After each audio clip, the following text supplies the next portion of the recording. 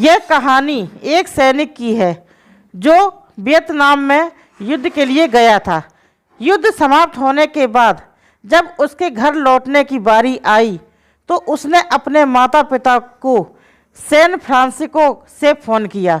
माँ और पिताजी, मैं घर आ रहा हूँ, लेकिन घर आने से पहले मुझे आपसे एक बात पूछनी है।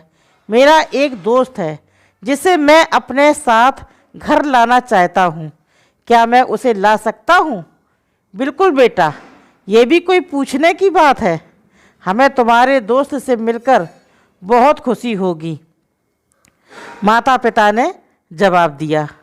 लेकिन पहले एक बात आप लोग जान लें, सैनिक बोलता गया।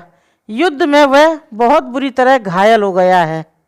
उसने एक बारूदी सुरंग पर पैर रख दिया था और उसमें उसने अपना एक हाथ और पैर गंवा दिया है।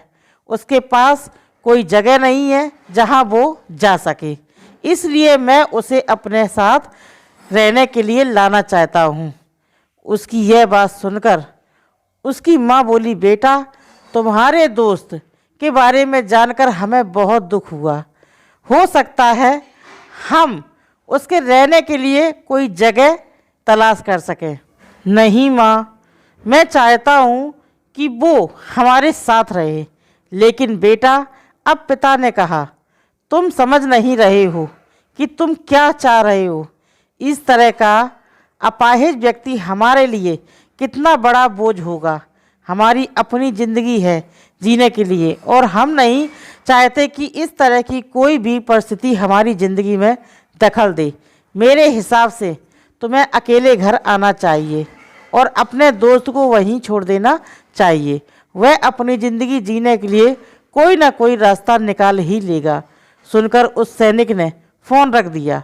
कुछ दिनों बाद उसके माता पिता को सैन फ्रांसिस्को पुलिस से एक संदेश मिला जिसमें उन्हें बताया गया कि उनके बेटे की एक बिल्डिंग से गिरकर मौत हो गई। पुलिस के हिसाब से ये एक सुसाइड केस था। दुखी माता पिता ने तुरंत ही सैन फ्रांसिस्को के लिए फ़्लाइट बुक कराई और वहां पहुंच गए। वहां उन्हें शहर के मुर्दाघर ले जाया गया ताकि वे अपने बेटे की पहचान कर सकें।